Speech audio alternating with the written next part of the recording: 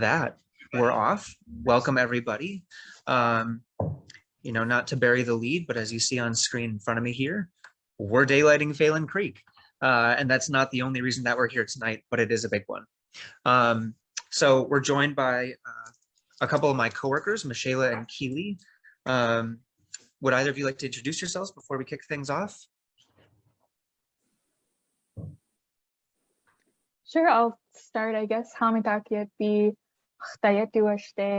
my relatives, good evening. My name is Keely Shiaka. I am from the Sistan Waftano Yate, and I'm the environmental justice educator and organizer at Lower Phalen Creek Project. I'll be sharing later a little bit about the history of Phalen Creek. And Hamidakapti, Chantewashte Napechizapie, Michelle Bowman Amakapie, Sisituan Koachbetuan Oyate Himataha, Dayanya Hipi. Hello, my relatives. My name is Michaela. I am our communications and events coordinator here at Lower Phalen Creek Project, and I am assistant in Wapaton, Dakota. Welcome, and I'm so excited to see everyone. Thank you both. My name is Sam Wegner. I'm Lower Phalen Creek Project's Environmental Stewardship Program Manager. And as a non-native person involved in this work, I am just eternally grateful and fortunate to get to work with the team I'm with. So I think with that, we would love to just get right into it. We're joined tonight by Fern Naomi Renville, Dan McGinnis, and we'll have another speaker as well later on. But first off, we're going to hear from Fern, who is a Dakota, Omaha, and Seneca Cayuga storyteller, director, and playwright. Fern, I would love to pass it on over to you. Thank you so much for coming tonight. Makiapi. Hello, my relatives. Fern Naomi Renville and Makiapi. Yeah, my name is Fern Naomi Renville, Damakota. I am Dakota, and I'm also Sistan Wapaton. I want to share a story with you that explains why I greeted you as my relatives, because you are. In the beginning, before all of this, before Zoom and Wakan Tipi, before any of this world existed, before the creation of this world we live on, before there was anything, before all this had been created, there were only two forces in the universe. These two forces were without form or shape at that time. They were like clouds. But both of these two forces possessed all the creative power and all the creative potential of the whole universe. The male spirit, Ia, possessed the creative power, and Hahipi, the female spirit, possessed all the creative potential. Now, Ia and Hahipi, even though they were nothing like us, apparently were quite a lot like us because they wanted family. Yes, just like you and I. Ia knew that he alone possessed creative power to bring other beings into being with one who had potential. Hahepi alone possessed that potential. And so Ia knew that in order to bring forth their family, he must relinquish some of his power. And so Ia reached inside himself and took out most of his creative power that he alone possessed and shaped it into a ball, like a ball of clay. And then took that ball and placed it into the great nothing, into Hahepi. And thus was Kushimaka born, Grandmother Earth.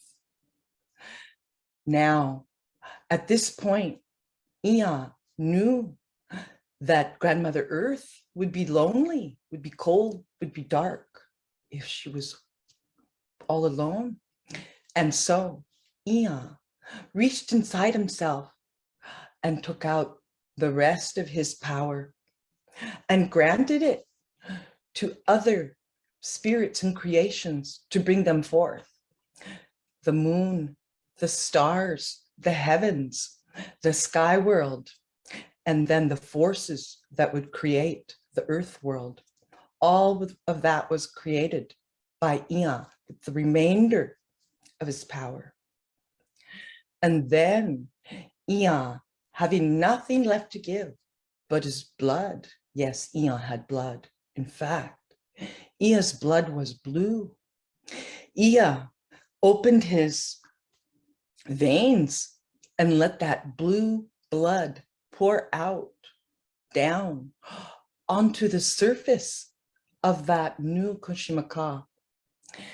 And then half of that blood covered the surface of the new earth with the first flood water. And the other half of that blue blood flowed up into the sky and became the atmosphere that protects us today, where the spirits live. And then, having given everything, having retained nothing for himself, having granted free will and total agency over ourselves, Ea became as we know him now. Ea, the rock, was now gray, hard, shriveled, powerless, and fell to the surface of that new grandmother earth and became the first rock, the first grandfather rock, the Tunkashina. Now, that story describes why we are relatives. That story describes how Ea became our grandfather, how Hahepi became Kushimaka, our mother, our grandmother, the one who sustains us with her body. We are relatives, not just to one another as humans, but to all other things in creation. We are relatives to the plant nations, to the animal nations, the ones who live in the sky, the ones who live in the sea and the water, and the ones who live on land. They're all our relatives. They're all our elders. Now, this story is part of a huge mythic story arc that leads to the story of White Buffalo Calf Woman, which is another part of our story that tells about the value and importance of women to our nations. Women are the blood of the nation, as the red pipestone is the blood of our earth, is what we're told. And in this land that we are talking about right now, Lower Phalen Creek, I have been thinking so strongly about this story and what it tells us about our roles and the fact that we are relatives, and relatives have different relationships than strangers, different relationships even than a guest. Your family. Family has responsibility to one another. Now, the other thing that I'm really just obsessed with by a little right now is how this creek is being uncovered. And so is a lot of history and Dakota experience and feeling. And also something that I am seeing more and more sharply and focused here is the power that was held by Dakota women in those communities right there along the river. The power that was held, the spiritual power, the cultural power, the economic power, and that it was a power that was linked to the fact that as Dakota women, we were the state's first farmers. We were regarded as being sacred because not just did we have the power to bring forth life with our bodies, we had the power and the responsibility to bring forth food from the body of Mother Earth that sustained life. Yes, women grew beans and corn and squashes and pumpkins and other lovely foods right there along the river. And it's interesting to me that there's always been a little bit of a cognitive disconnect around that. On one hand, the missionaries and fur traders record in a very well-documented fashion that they relied on the Dakota woman's produce for sustenance and life. That was what allowed them to survive there. And on the other hand, all the newspaper coverage of the 1830s through 1870s of the Indian Wars depicted our nation as quote unquote bloodthirsty nomadic savages who didn't farm. And it's true, those warriors they were talking about didn't farm. This was women's work, not because it was menial work that was seen as beneath men. Women were seen as the ones who were responsible enough, trustworthy enough, and most adjacent to the procreative powers of Mother Earth. So it was a sign of respect. I know that our Sissetawan band had a pumpkin society that only very respected women could be a part of. And their responsibility was to grow the pumpkins. Like, don't you get it? Like, that's an important responsibility. So to uncover a creek, to uncover the power of women and our communities right here, it's powerful, but it is done because we're all relatives. This is what's bringing this work forward, is what I'm seeing is that nobody's here because they're compelled by policy. They're here because you want to make this vision come true. And that's a really beautiful thing to see, to know a story and want to be a part of it. So, whoopida, big thank you for all your efforts being a part of this. I'm just kind of sitting back and watching in amazement as this all unfolds. This is stuff I never thought to see happening in my lifetime. So I am so encouraged and inspired by seeing this sacred site be brought back. And not just that, not just the site, but our identity, our whole selves, the ones that know, our whole selves know those stories from right there. We have so many stories from right there, right in that place, Phalen Creek and the area around there. We have like a lot of what you call place-based stories that need to be told now and will be. So I can go on, and now I'm going to turn this over to these beautiful young people. And I do have to go to a different meeting, so I just appreciate you all so much for the work you're doing and for listening. Just love you all. Take care. Well, Peter Fern, thank you so much. That was beautiful. And we hope to see Fern again. We hope to be able to circle back in a couple years with even more progress, even more changes. And so for the time being, I think Fern gave us a wonderful segue into some of the the lived history that we have in the last 20, 30 years right here in the Phalen Creek corridor. And for that, we're turning to Dan McGinnis, who has been involved with Lower Phalen Creek Project since 2003 as, get ready, a volunteer, a board member, and a former interim director. He's an East Side resident since 1986.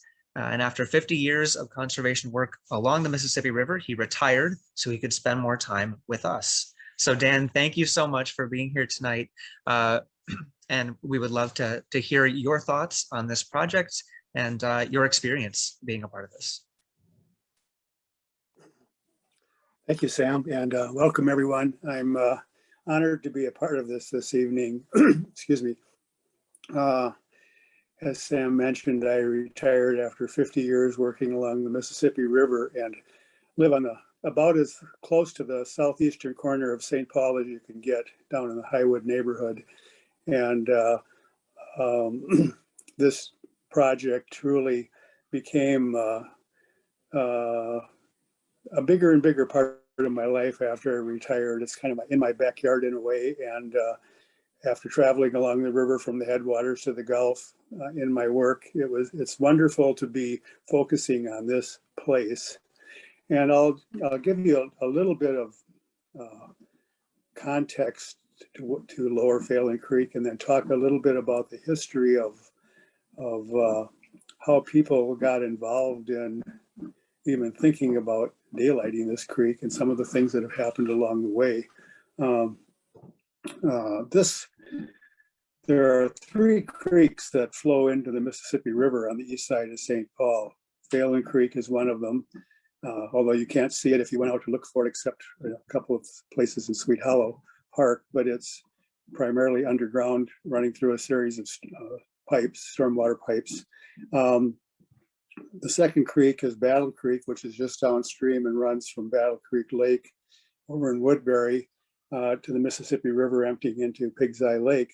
And the third one is Fish Creek, which flows from Carver Lake, no relation to Carver Cave, but Carver Lake in Woodbury, and comes into the lower end of Pig's Eye Lake. These are the three creeks along the Mississippi River on the east side of St. Paul. Three creeks, all three now are have much of their, or at least part of their corridors, their creek corridors, in public ownership and are part of our parks and trails system, either city parks or regional parks. Thanks to the hard work of a lot of people and some land donations along the way. Three of the creeks have a long heritage, all three, of being connectors, transportation routes for Native people to either up to White Bear Lake, the chain of lakes, or Rice Lake, chain of lakes, in the case of Phalen Creek. Battle Creek actually was a shortcut from the St. Croix River to the Mississippi, and Fish Creek played a lesser role, but still connected people to east of the Mississippi River to the river. And of all of these three creeks, though, two of them flow above the land, above the landscape. So you can go and see the creek flowing at Fish Creek. You can see the creek flowing at Battle Creek, even though there's a whole plumbing system that's been developed that pipes water underneath the creeks during times of high water. So you see a natural creek in what seems to be a very natural creek as you walk along these corridors, but there's also a plumbing system underneath of them. In the case of Phalen Creek, back at the turn of the century when this part of St. Paul was being developed, the city chose to put the creek underground. And so from a creek that used to flow from Lake Phalen to the Mississippi River, coming out about where the Bruce Bento Nature Sanctuary is now, is about 99% underneath ground, maybe even more than that. And that about partly as a convenience, but also partly because the history of Sweet Hollow and Lower Phalen Creek corridor that runs from up through Sweet Hollow and then along what's now Phalen Boulevard to Lake Phalen there was a lot going on there. There's a regional rail authority, and there was rail lines. There was a new Phalen corridor highway development. There was this was a corridor for that after St. Paul became developed after the Treaty of 1837, when this Dakota land was ceded to the United States, and then eventually became a territory and part of the state of Minnesota. As this land developed, it became a kind of a heavy manufacturing area. Ham's Brewery, Whirlpool, 3M, all were major contributors to what we now call Phalen Creek. And when I say major contributors, it means their wastewater was running underneath and into the sewer pipes underneath the land there. So there was sort of a out of sight, out of mind attitude. We don't want to see the creek. We don't want to see what's running through the creek. And in the 1970s, actually in about the 1950s, people who were living down in the Lower Phalen Creek, and I mean literally living next to the creek and using it themselves as a way to get rid of waste. Early immigrants that were coming to St. Paul who had settled there slowly were moved out, and then in the 1950s, the city decided to basically shut that area down as a place of residence, and it sat kind of in a state of limbo for a while. And in the 1970s, Sweet Hollow and the Sweet Hollow Neighborhood Association and people who were living near the creek, including some who are on this call tonight, took an interest in trying to clean up the area and establish a city park. And it was actually Olivia Dodge, who was at the time the president of the St. Paul Garden Club in the 1970s, who had this brainstormed the idea of getting this Sweet Hollow converted from kind of an abandoned eyesore to a city park, which it is today. But out of that group, core group of people in the early days of Friends of Sweet Hollow, people like Carol Carey and Karen DePaul, who still live in the neighborhood. Out of that came an idea to extend this green corridor, not only from Lake Phalen to Sweet Hollow, but underneath of Interstate 94 and all the way to what's now Bruce Vento Nature Sanctuary into the Mississippi River, to make that a green corridor, connecting trails, connecting open space, restoring habitat, providing a place for people to recreate, all of which is coming about as we speak. But that was the beginning of all this was started with Friends of Sweet Hollow. And in about the 1973 or so, there was also another interest going on, and that was an interest in clean water. And an organization called the Citizens for a Better Environment, and a woman by the name of Amy Middleton and Sarah Clark and Carol Carey again, and Karen DePaul, and about 26 organizations eventually all got together and decided that it would really go to clean up the water quality of Phalen Creek, even though it wasn't above ground, but also started bringing people up to the idea of let's have this creek be above ground. So that started the movement to acquire the 27 acres that's now part of part of Bruce Vento Nature Sanctuary. And so from the period about the 1970s through the 1990s, there was a lot of activity, a lot of effort to try and make this all reality. And out of that grew a steering committee an organization called Lower Phalen Creek Project, which in 2011 finally became an official 501c3 nonprofit. But along the way, a steering committee harnessed a lot of energy in the neighborhood, and not only the neighborhood, but the city and the region, working with the Lower Town Development Corporation and Lower Town and Waming-Lou and others to form an organization to create a vision for the whole corridor, which it did in 2001.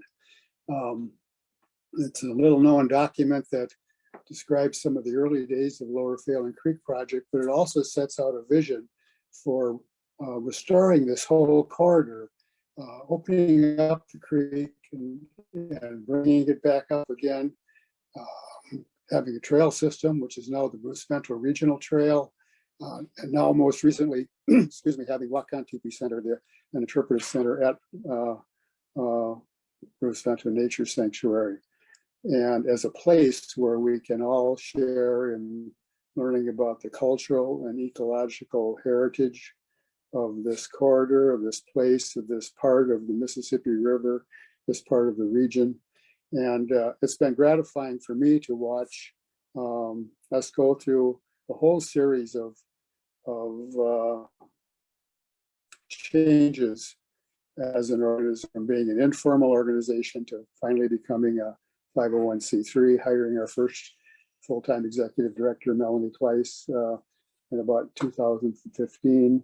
And then it was when Melanie was director that this whole idea of daylighting the creek took on a more serious tone. It had been kind of buried in the background for a while because we were focusing on the organization and focusing on Bruce Vento Nature Sanctuary, and then more recently the Interpretive Center.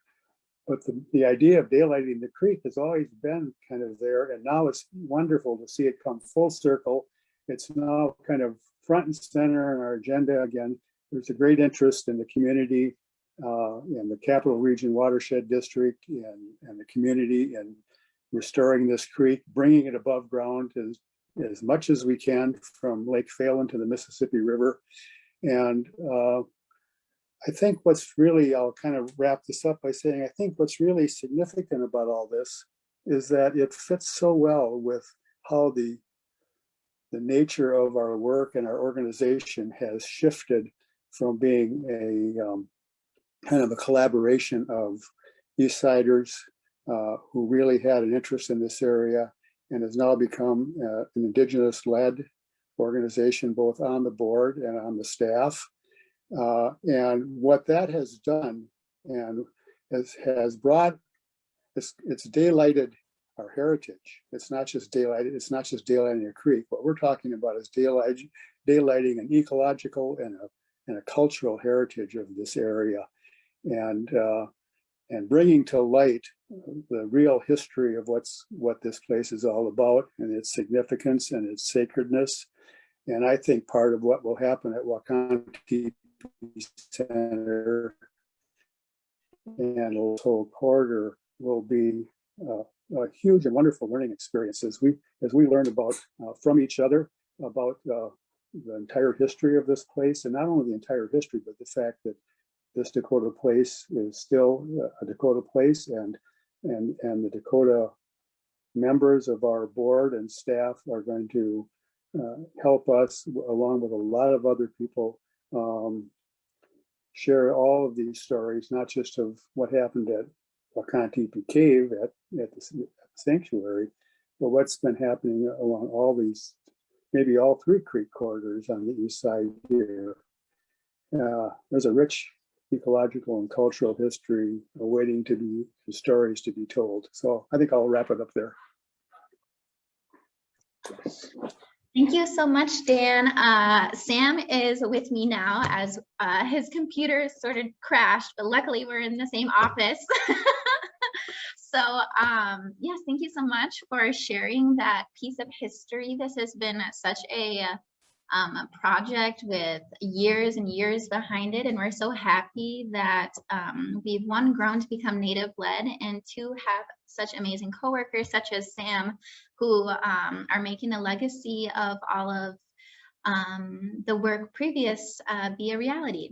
So you did such a beautiful job at explaining the history, and now I'm going to hand it off to my coworker and Mashke Keeley to share just a little bit more about our connections as Dakota people to what's called Phalen Creek. Yeah, Dan did such a wonderful job of really explaining the history, so I think I'm just gonna kind of fly through with some visuals as best I can and focus a little bit more on the cultural connections to Phalen Creek and the Swede Hollow area as well. We can go next slide. So of course, in my presentation here, I kind of give equal weight or time to both the Dakota history before colonization, but also the history in Swede Hollow and Phalen Creek after colonization.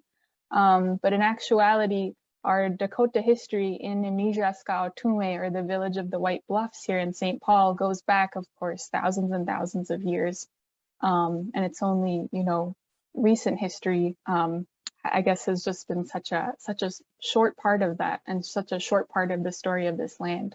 But with that said, of course, the Dakota lifeways in the area were deeply dependent on our connection to our lands and also our foodways. So these pictures here just kind of demonstrate one of our very, very important cultural seeds, grains, source of nourishment, which is psi, or wild rice. For, you know, time immemorial, psi has sustained our people, and it grew on the waters in southern Minnesota for years and years, because these waters were clean and yeah, flowing, and so wild rice was able to grow on lots of lakes and streams, including what has come to be known Lake Phalen. And so this art by Seth Eastman on the left here just kind of depicts some of our harvesting practices of our Dakota ancestors. And then just included a picture of Tampawata or Chahawata, which is a wild ricing canoe made of birch bark. These were our common and first, you know, navigating vehicles that we used to get all across the waters of Minnesota.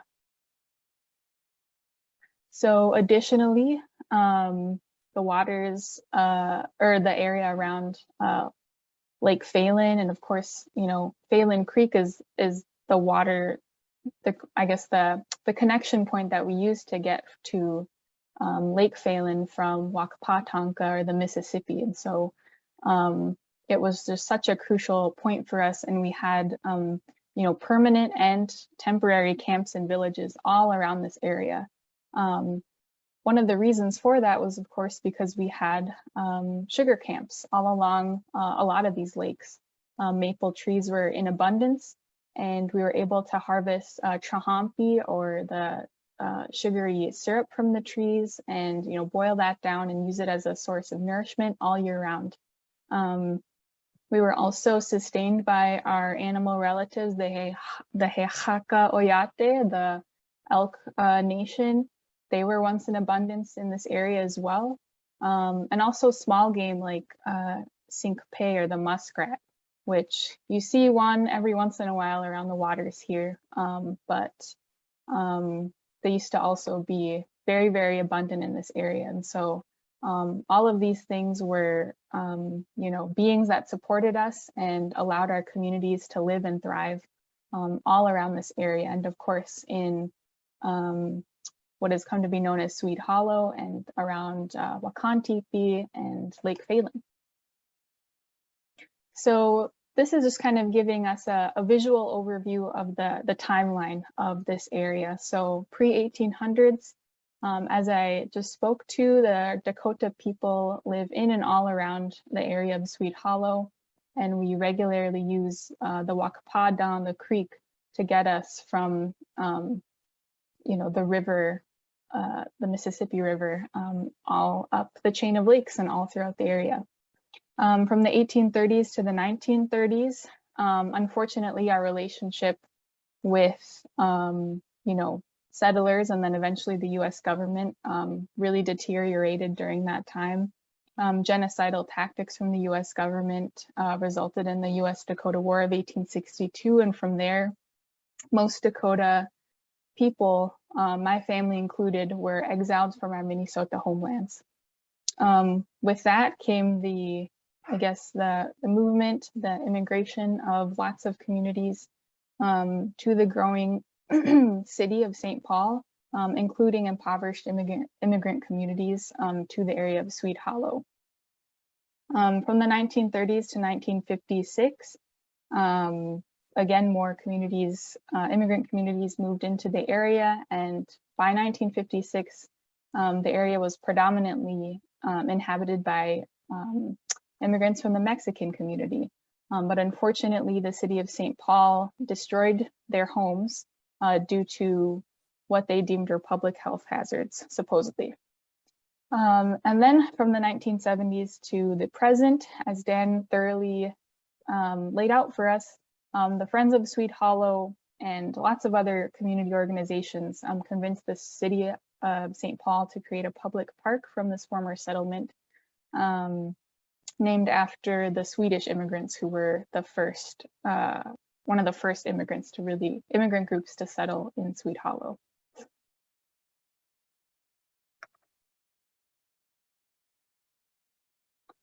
So the following are just some old photos we have of the past eras. So this photo is of European settlers canoeing the creek in 1910.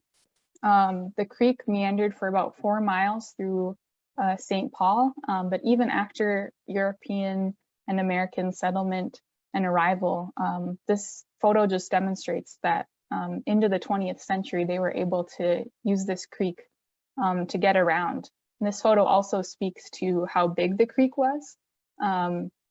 Obviously, they could fit at least 2 canoes across its waters. And then, of course, it supported, a large aquatic habitat through the area.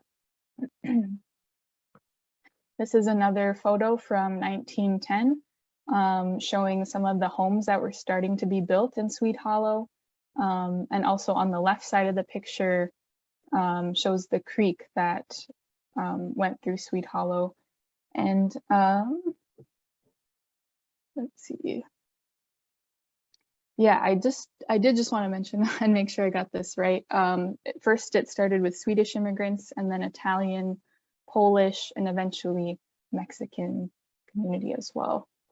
And to this day, that's the only section of the creek that has really survived is in Sweet Hollow. From the 1890s to the 1930s, most of the creek was piped underground to make way for a development along the east side. But of course, that led to the destruction of an entire aquatic community. All of our, plant and animal relatives, fish that the creek supported, most of that was lost to make way for development. So this is a photo of the Boxcar Church taken in 1949. This was a very small church run by, well, you can tell it's a really small church, but it primarily served the Mexican community, specifically those that were Catholic. And then finally, this photo, before the community established in Sweet Hollow came to an abrupt end, most homes in Sweet Hollow actually had electricity and telephone service. So people were beginning to be even more established down there and really turning that place into like permanent residencies. But by 1956, like we said, the city made the controversial and violent move to evict the residents of the Hollow and burn their homes. Like our Dakota ancestors before them, a whole new community of families who kept gardens, played in the woods, and were supported by the waters of the creek were displaced from the area. So with that, I'll pass it to Michela, who can explain how this history and our connections to the Dakota community, or to the Mexican community rather, shaped our most recent mural project. Wopida Keely. These images are always so powerful, and I think they are a really great tool while triggering and while violent, a really great tool for us to understand just the impactfulness of everyone's relationship to this place. And so with that, I'm excited to share with you all of the great work we've been doing. Like Keely mentioned before, there have been so many communities that have lived, loved, and thrived at what's now known as Sweet Hollow Park. But first and foremost, that area was a site of one of our villages at Kaposia. And like he mentioned too, is also a site that was taken care of by a lot of our Mexican relatives. And so as a way to uplift the stories of both of our communities in the Hollow, we decided to work with Clues, which is a Latina-led organization here on the east side of St. Paul, just across from our old offices at the Eastside Enterprise Center. And we worked with an amazing crew of Latina artists from Clues, as well as a group of Dakota community members, youth, and artists to create a dual mural project that both uplifts and centers our history and our relationship to this place, while creating an avenue for talking about these relationships. And so as you can see, on the left, we have our mural that was created by Dakota community members. And you can see that it says right here, De Dakota Makoche. And in our language, that means this is Dakota land. And then on the right here, we have a mural created by Marina Castillo, who is a Mexicana. And here's just a little bit more about our artists. We had Madison Hand, who is Dakota Lakota from the Prairie Island Indian community and the Oglala Nation, who is just 15 years old, but full of talent and all of that artistic juices. And then we also had our relative Misko join us as a Dakota and Ojibwe artist. And Misko grew up actually here on the east side of St. Paul and has deep connections and relationships, not only to Sweet Hollow, but just generally the entire city. And then of course we have Marina Castillo, who did that beautiful blue mural. And Marina's been doing art her whole life since she was a kid, and started off with photography, but has really just been blossoming as a painter with all of the murals that you see up around town. She actually has a new one right on the west side. And we really just wanted to combine all of these wonderful photos and show you exactly what came out of this process. And I think we worked on this mural project every Tuesday night for over 10 weeks. And when we asked all of our artists what their favorite part of the project was, it was actually because we every Tuesday night, we would eat with each other. We would sit down and we would feast and we would eat pupusas. And so when we got to our interview portion, once we put the murals up, everyone said that one of their favorite parts of our project was actually eating with each other, because food is such an important, not only life giver, but it brings us all together. And so we would sit and we would laugh and we would paint and we would talk about our stories and our language and our culture together. And that's exactly what we wanted this project to bring about, is that awareness of both of our relationships to this place and a way that we can continue to build community with each other in a way that is sustainable and full of laughter and love and joy. And I just want to show everyone real quick before we jump in to our next section, just highlights from our artists and what their favorite portion of the project was. This quote is from our lead artist, Misko, and she said when asked what the vision was behind the mural, that, quote, "I wanted to show through the artwork that as Indigenous people, we are stewards of the land. As Native people, we live with the land. We didn't own it. We didn't view it as something to own, like an object. I wanted to show a hand and plant medicines growing out of the hand, because it's not like we're owning those medicines. It's that we're helping them grow as much as they're helping us thrive as a people." And so that was really the vision behind our Dakota mural. And then this is Marina's beautiful, gorgeous mural. And when asked what her vision was and why this project was important to her, she says, "I think that anything that brings awareness of my community, my Mexican community, is almost like the We Are Still Here movement that you see in Indian country. Because oftentimes people think that there aren't Mexicans in Minnesota, but we've been here for a long time. It's really important for me to share part of my culture, even if it's through art, So I want to take advantage of any opportunity I can to share that. And when we were talking to Marina a little bit about her vision, she told us that as an artist, she just creates. She sits down and she starts painting. And the vision for her came from after we all went on a walk through Sweet Hollow.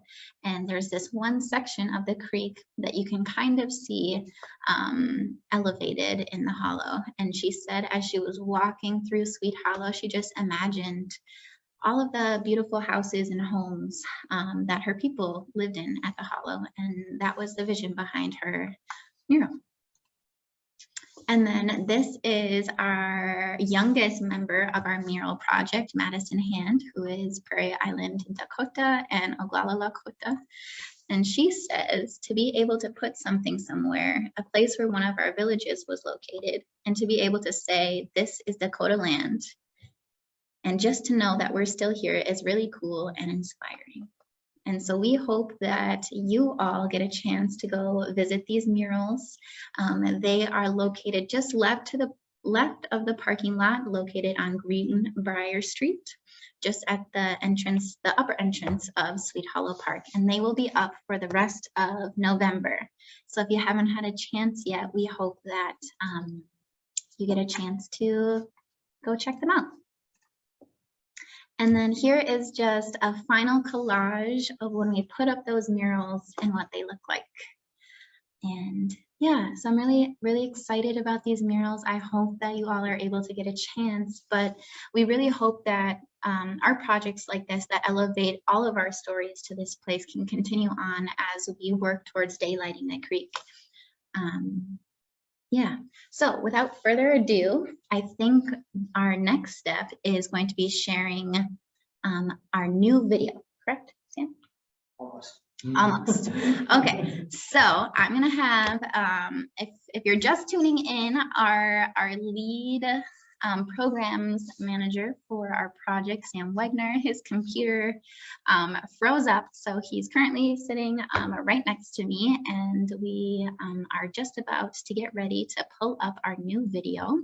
And while Keely is working on that, I can shift it over to Sam so he can tell you a little bit more about the process behind this video. And yeah, I think we're really excited to share it with everyone. Hello again, everybody. I'm now Michela. Thank you so much for, I don't even know why I'm saying bearing with us because nothing's changed on your end. But it's been, if anything, I'm really frustrated with technology because it's meant I have had less time to listen to my coworkers share all the amazing work that we've been doing these past couple months. I'm just so proud of both of them. I'm so glad to be able to work with them on this project and all the other stuff that we work on. And just as we're getting this video downloaded, I can share that this was a project that was conducted separately from the mural that we were working on, but I think really in a similar spirit. And I think we all felt pretty lucky that the project sort of complemented each other in the way that they did. So one thing that I'll mention while I'm totally not stalling for time is that we are also less than 1 day away from Give to the Max Day 2021. We have a bit more of a low-key fundraising day this year than we have in years past, but we are already halfway to our $7,500 goal, and we're really excited to get all the way. Many of you on this call have already supported us, whether it's in past years or in this present year or even for this campaign. And while that's certainly not the focal point of this event, it's what keeps our work going. It's what allows us to keep doing all the great stuff that we do. You see all these wonderful photos. Those are, I think, almost entirely events that were conducted in 2021 alone. So it's been such a wonderful year of being outside.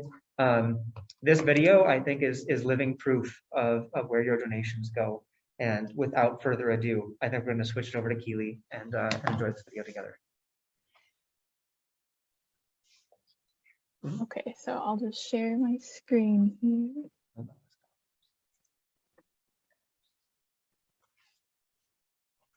Oh.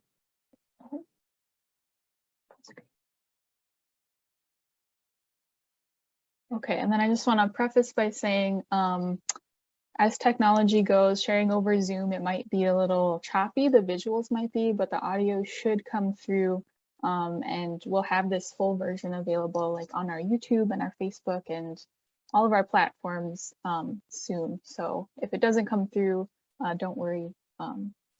Yeah, it'll be up later.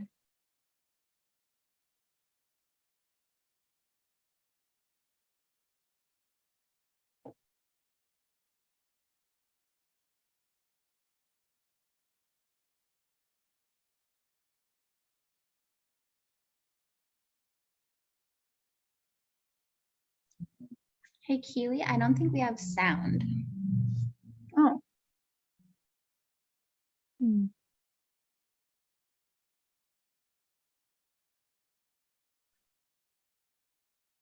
Um,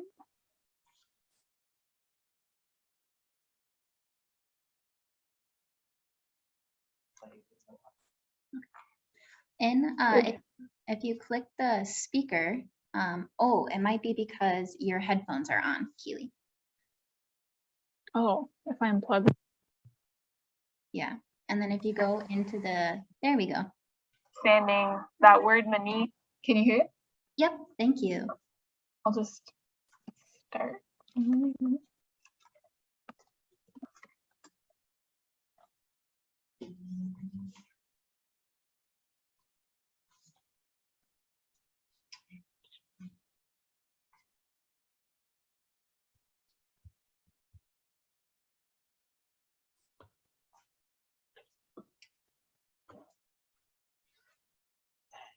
So everybody, what we've learned today is that we're better at digging up a creek than screening a video. Or not screening a video, just Yeah. working with technology. I think It's like, we're having more problems with the audio, Keely. Still can't Not hear. working again? No. Yeah. So if you could go to your speaker button, or on the lower bar, you might have to select a speaker. I have this microphone. Yeah. Yep, and if you go into your audio settings, it should allow you to. For video sound, select play computer. Okay, John Shepard, who produced the video, is helping us make sure that we can put this beautiful product online. So Keely, go over to the middle of the screen where it says share screen. And you should be able to select an option that says play computer sound.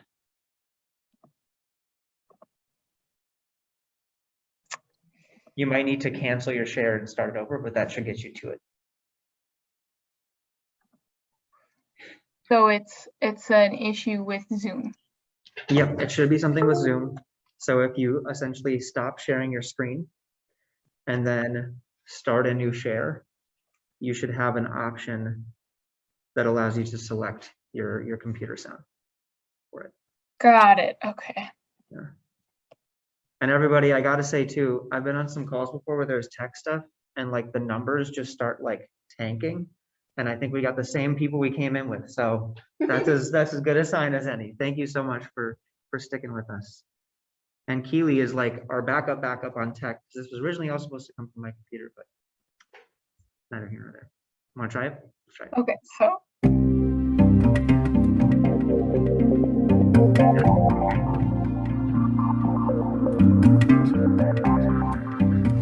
For Dakota people, we're raised understanding that word mani, water, to be our first medicine, to be the thing that connects us all, to be the life giver.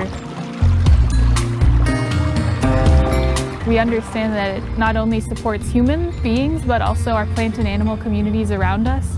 And so you grow up respecting that power of water and also appreciating it. No matter how small the body of water, no matter how polluted or how clean, it all should be treated with respect and taken care of.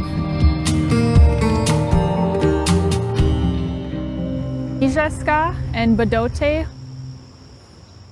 better known as St. Paul and the confluence of the Mississippi and Minnesota rivers, have carried my people through Minnesota Makoche for generations. And all of the waters that connected us to that point were also thereby sacred and important to us culturally.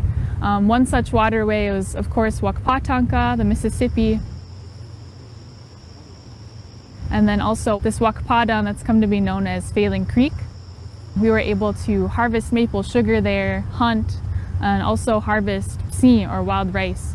And we were able to take that creek all the way up to Phalen Lake and even further through the chain of lakes and be able to be in community and live off the land there.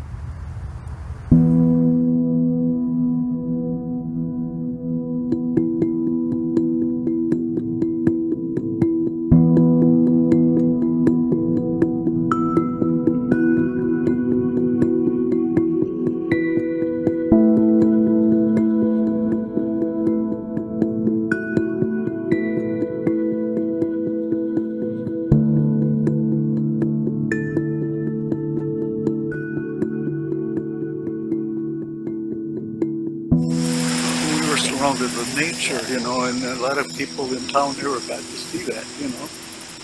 They had to go to parks, they had to go out of town to go to see, you know, I mean, up to the woods or whatever. We had the woods and everything here. What's your first memory of this neighborhood? Oh man, the freedom that we had to play anywhere. Moving water is a beautiful thing. The sound of moving water is a wonderful thing. It seemed that there's a lack of appreciation for the beauty that a creek, that a stream can give to the city. I also would like for people to have an understanding of the history of the various cultures who've been here. The indigenous people first, and then the Scandinavians, and then the Italians, and then the Mexicans, and I think people could better appreciate what this place is if they have that context of the history of it. Beauty is in the eye of the beholder. To us, it's a beautiful place growing up. You know, to other people, it was just a bunch of shacks down there they had to tear down.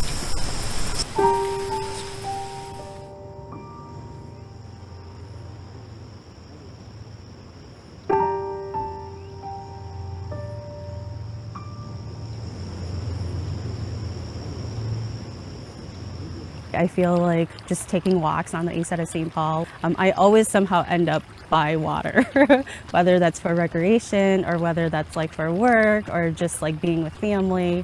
That's always been kind of like a central location. My dad also took us fishing a lot when we were little kids, so I have very fond of memories of fishing, and actually very fond memories of fishing on like the Phalen Lake chain of lakes. And so and then just like growing into like my adulthood and working with youth, I've also been sharing that experience.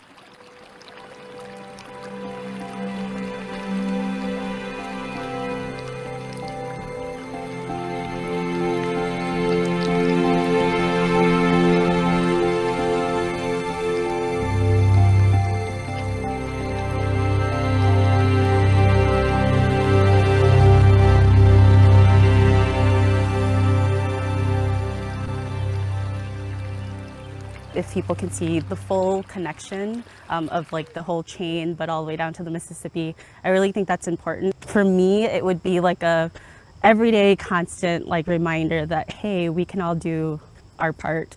I'm connected whether I know it or not. But I think it's going to do a really great job with just like bringing people together in ways that probably people don't know that'll bring them together.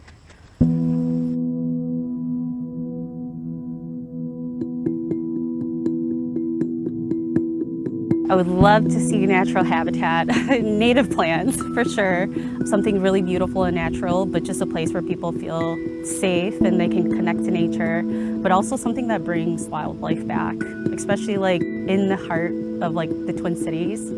Just think of all the things that could be here. But as far as beautifying this park for other people to share, that would be awesome. That would be something for us to remember the rest of our life. Bringing back the creek is incredibly important to me, not only for us as human beings to enjoy that waterway again and again have that connection, but also to bring back many of the plant and animal communities that have since been lost as well. Again, it's also so incredibly important that we care and nurture our water. Even in Minnesota Makoche, where it seems like water is abundant, we're entering a time where things are changing, and it's growing ever more important that we protect the waters that we do have and also bring back the waters that have been lost, like Phalen Creek.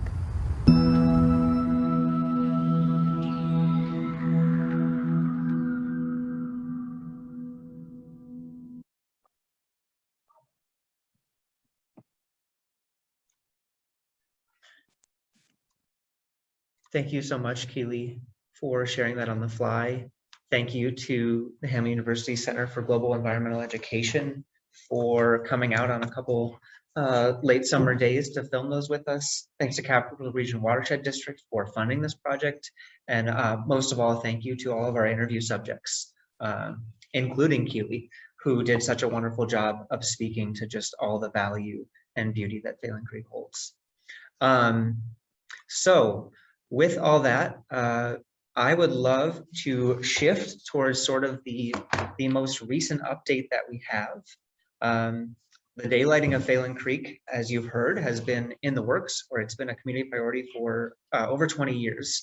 And just here in 2021, we've been able to capitalize on all that hard work and all that energy with a pretty golden opportunity.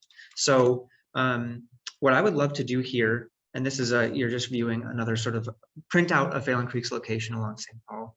But I would love to welcome Jonathan Kusa, who is the executive director and the founder of Interfluve Incorporated. And let me just pull this up here. He's an engineer, first and foremost, and he serves as the CEO of Interfluve, a national stream restoration firm.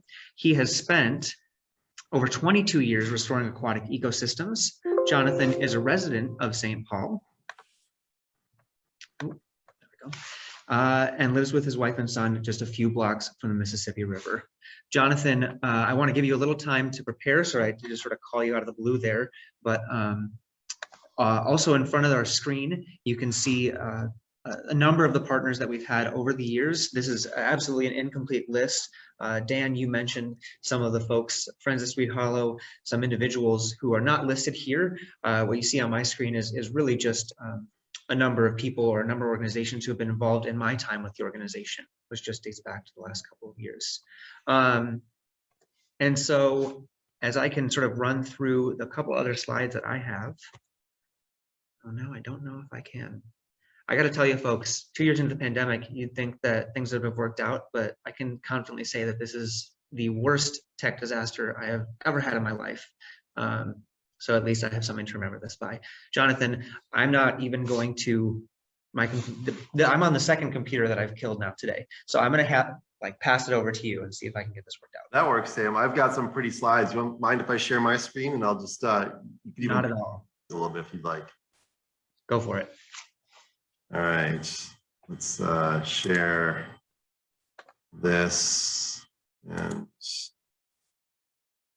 all right, does everyone see the map of Phalen Creek there? Sam, feel free to jump in. Thanks, Keely. Thank you. First of all, Michelle, Sam, Keely, and Maggie for allowing me to join this conversation. We're super excited to be a part of this. I'm actually out in our Hood River office, which is the land of the Yakimas, Warm Springs, and Umatillas. That's where I am this week, working with my staff that reside out this direction, working with actually those clients. Those are our clients out here. We do about a third of our work for tribal clients across the country. So happy to have Lower Phalen Creek as one of those partners in restoring the landscape. And so I am not the founder of Interfluve. We've been around for 40 years. I'm not that old, luckily.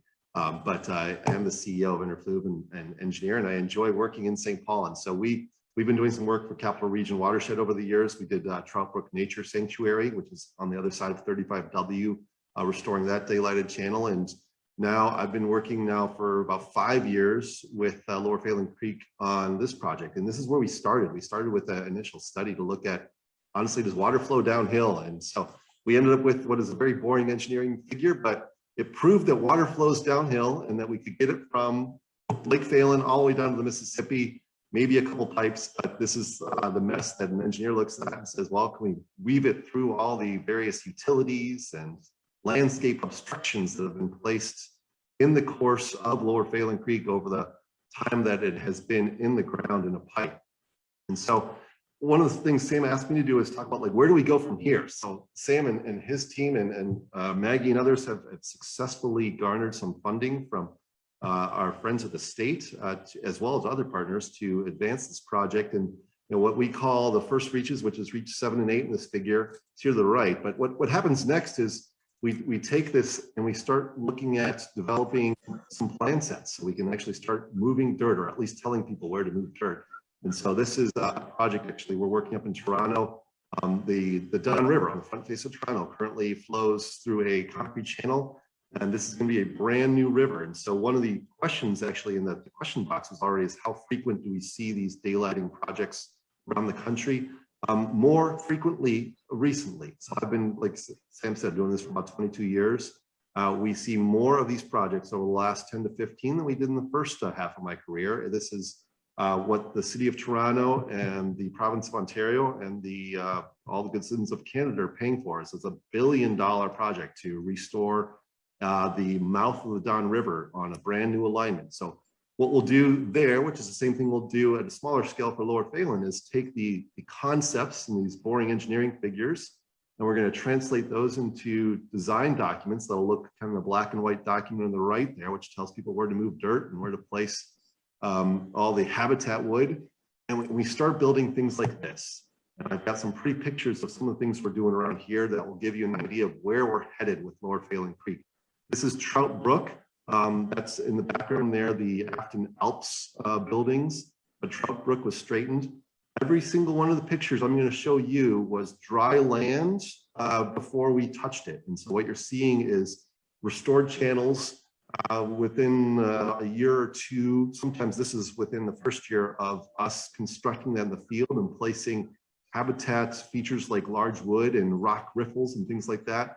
All the same elements we're going to look at for Lower Phalen Creek as we look at what that creek used to look like in the landscape and what is the context of that creek within the geology and the ecology that we want to restore. So this is what I do think that the Lower Phalen Creek is going to probably be in a similar scale to what you're seeing here.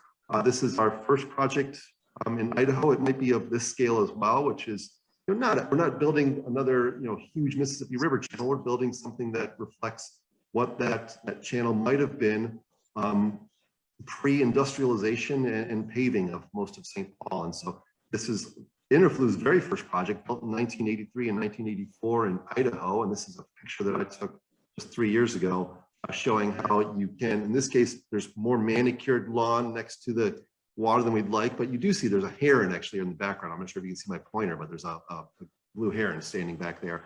Our goal is to balance the restored ecology of the river system with hard landscape. This is a brand new channel that was built out on Oak Meadows Golf Course outside of Chicago. Again, looking at how do we find the intersection of space that people want to use, in this case for golf, and then the naturalized space that is going to support natural vegetation. You see some of that vegetation along the fringe of the stream here. This is the same golf course picture that I just showed you, but showing that even in spaces that really want to utilize the space aggressively for urban uses or recreational uses, that we can find ways to build in habitat. And this is probably one of the more recent examples. This is Minnehaha Creek in the city of Edina. It's called Arden Park. If you want to go and actually walk it, this will be actually a very good example of what we'll see in the Lower Phalen Creek segments. Minnehaha Creek is slightly larger than what we anticipate Lower Phalen be when we design it.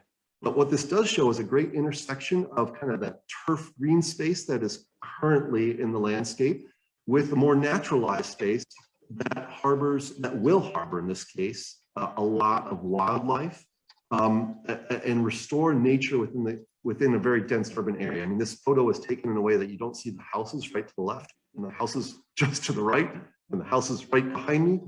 This is a 17-acre park. But you can see in the front here, this whole front of the image, that's all just planted trees and shrubs. I think it was like 10,000 plugs we put in here, a lot of vegetation. This will grow up and it'll be a very wild space. This will be wild, but as I said in the the background here, right next to the shelter, that's green space that's going to be mowed by the city and used for ice skating and picnics and things like that, and kicking the soccer ball around. And we anticipate Lower Phalen will have that same mix of some space that's going to continue to be preserved for people to utilize and gather, but also then restoration of that ecological system that was there at one point that is no longer there, that we're going to recreate and reappreciate. And these are all pictures from Arden Park. And part of what I want to emphasize is, we're in an urban area, and we're not going to try and, as designers, this is what we do on a daily basis. We're not going to try and restore something to a pristine, non-human use, because that functionally is just not even possible anymore. And from a standpoint of a system within an urban area, you want to provide a system that is accommodating of people touching the water, accessing the water, appreciating the water, because I think that's how we change. This is my soapbox right here. This is how we change the trajectory of what we're doing in the world, is by having kids be engaged with water, and they become the next leaders that are making decisions that support the ecological health of the world and restoration of the systems that once were there, that were being taken care of by the indigenous people that were here before us, and were unfortunately in many ways destroyed by the developments that occurred since colonization of this country. So this is just Arden Park, and it gives you a feel. Again, this was not a channel before we get there. So I want to emphasize, this is the same thing as Lower Phalen.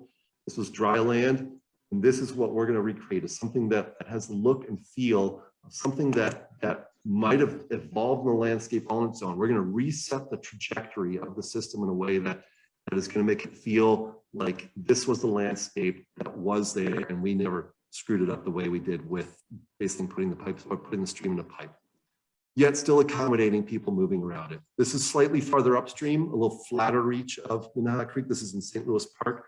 This has got some of the boardwalks. This is the mission that I posed to Sam and his cohort, is we're gonna go find some more money, and I think we would love to have some more recreational access points to the park, or I wouldn't say to the park, to the restored site once we get that going. Right now, we have the money to do the stream portion of it and the ecology, but we will be looking, I will help Sam look for money to accommodate things like boardwalks, so you can bring people to the site in a way that is not detrimental to what we're trying to achieve. So with that, I just want to show some pictures of things that we've designed, projects that reflect water in the landscape in areas that frankly didn't have any water pre us touching it, to give you a flavor of what we are going to achieve here with the first reaches of Lower Phalen Creek that we're going to daylight and bring back to the surface. With that, Sam, I'm happy to stay on and answer any questions if there are any. Jonathan, thank you so much. I really don't know what more I could say. I think that is such a beautiful encapsulation of why this work is important, the value that it's going to provide, and even giving us a picture of what it might look like. Even knowing that there's a model that we can go to, maybe 20, 30 miles away, that gives you a clear picture of how this stuff happens. I always have more to say. I always have more information. So I could talk about where the money's coming from. I could talk about sort of what Jonathan was getting at, those habitat specific features that we're really excited about, that look good to the state, even though we're not allowed to call the park in front of them. But of course, we want people to be able to interact and engage with the space as well. So I think that the best course of action would be to reserve our last 9 minutes here. And if people want to stay on after 7 p.m., you're certainly welcome to our speakers. Whenever you need to take off, you certainly may. But I would love to spend the rest of this time answering questions that folks have. So Keely, I don't want to put you on the spot, but if you have a Q&A ready to be pulled up, I might switch it over to you. And then what we can do is sort of go to a sort of open system where if it's a question that Jonathan might be better to answer, we'll let it go to you. If it's something that was from our portion, we'll let it come to us. But Keely, you have any questions queued up? I mean, I know they just keep coming in too. But Yeah, should I share the slide I had probably, or? Yeah, I guess we can just, I can just start posing them to the group. A question that we all get daily or, you know, really frequently is how can the community be involved? yeah. And I think, you know, there's going to be more and more opportunities the further and further along this project gets. You know, as much as I don't like asking for funds or directing things in that direction, that's a way to contribute. First and foremost, that might be the simplest, most direct way to ensure that this project is everything that we want it to be, right? So that we have boardwalks, that we have all these ways that humans can interact with it, but it's also going to be a beneficial ecosystem. I think more importantly, or even just like more engaged in a more engaging fashion, that photo that Jonathan showed of all those trees planted alongside a shoreline, that's the sort of stage of the project where we can have everyone get their hands dirty, where we would love to see hundreds of people come out and help us. And that's going to take time. That's going to be intensive. But even though that might be just a couple years down the line, we're really, really excited for that phrase. And the last thing I'll say is that in the meantime, or throughout the entire process, we're looking for input and feedback. So this is not the last time you're going to hear from us. This is not the last public meeting that we're going to have about the progress of this project. So even your voice or your interests or your experiences or your thoughts, those are just as valuable as anything else to this project. So another question was, how long will the process of daylighting take? And for that one, I would like to share my screen because we have a great timeline, just showing how long it'll take, I guess, for just this one section of the creek. So I don't know if you want to explain this a little more, Sam. Yeah, so this is, you know, our sort of our rough sketch at the moment. And I'm actually going to push this one on over to Jonathan, because these are sort of, this is the timeline that we work together on. These things are always subject to change, but this is sort of a general pacing out of how we move from one stage to another, particularly when the majority of the funding in this case is coming from the state legislature. So Jonathan, I don't know if you had anything to add on. Yeah, no, I think Keely's graphic is great, and it gives you a rough timeline. I mean, obviously our goal is to advance the portions of the design that we can as quickly as possible once we get the funding from the state secured there in 2022 in the middle of the year. And so our hope is to look at that design schedule in connection with our Lower Phalen Creek partners and ascertain, you know, how much time do we actually need to get the appropriate amount of input from the community, because there's some elements. I always joke my job is pretty easy. Water flows downhill, but beyond water flowing downhill, there's a lot of complexities in terms of how the site's being utilized. We want to target certain species that are going to be most likely to succeed in this landscape, that are part of the native species that were a part of the system before. There's a lot of things that we need to research and work with our partners, both in the state, like the DNR, for example, as well as the city, to discern the best path forward. And so that takes a little time, but then we start moving dirt, and it's about a year's worth of dirt moving to get this done at the scale that we're looking at right now for this first phase. You know, back to the question of the entire daylighting process, that is potentially all of Sam's career is working on that, but hopefully not. I mean, those systems just take a long time. What we've seen in other systems is that you get a good solid win like this. So you take the first reach that's fairly accessible and you show that this can be done. And then that catalyzes further excitement and funding for this type of project. And so then you start having concurrent designs going with construction, so that ideally, if we show people that we're doing great work, we're designing the next phase while we're in construction of this first phase here or shortly thereafter. And then that builds, success builds upon success. And then we've got, you know, 8 total reaches to go. This will take care of 2 of them. We've got a few more steps before we finalize the entirety of this system. So another question we get very frequently is, what is the original name for Phalen Creek, Lake Phalen? And well, there was a specific question in the chat, but at the moment we do not know the Dakota name, the original Dakota name for these waterways. What I tell people though is, you know, one, there's a lot of research and digging that can be done to find out, if there was an original name and what it was. Because like I said, it was such a waterway that was so frequently used by us. It's really likely that there was, but it's just kind of been lost to time at the moment. But that's not to say that there wasn't one, and it's not to say that there aren't resources out there that can be researched and found. And even with that, we have names in Dakota that have been developed since, I guess, colonization and so many things about the land have changed. So there's always the possibility of coming up with a new name that fits the creek and honors that space. So yeah, there's just some hope there. And I'd just like to add too to that point, just as Keely said, the name of Phalen Creek is sort of a controversial subject if you're familiar with the history of St. Paul and Edward Phalen, actually to be known as St. Paul's first murderer. And so a name change is something that we've seen bring so much power or empowerment to our community as Dakota people, but also Sam makes a really good point when we talk about the name of Phalen Creek and Lake Phalen and everything Phalen related, that even historians, white historians back in the late 1800s or early 1900s, there's a quote out there that indicates people's frustration with how that name is all over St. Paul, and how Edward Phalen, however you would like to pronounce his name, was a pretty rugged dude. But renaming the creek is something that we would love to do one day, something we've talked with community members and elders on, but also would definitely take a lot of community engagement.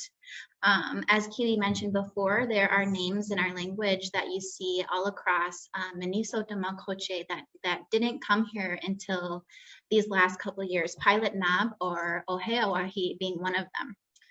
That's our name for that place. But in our research that we've done as an organization and as community members, we've talked with elders and first language speakers, and the name for what's now known as Phalen Creek seems to be a mystery to us. So we're excited to keep y'all looped in on the project of that name as this project progresses.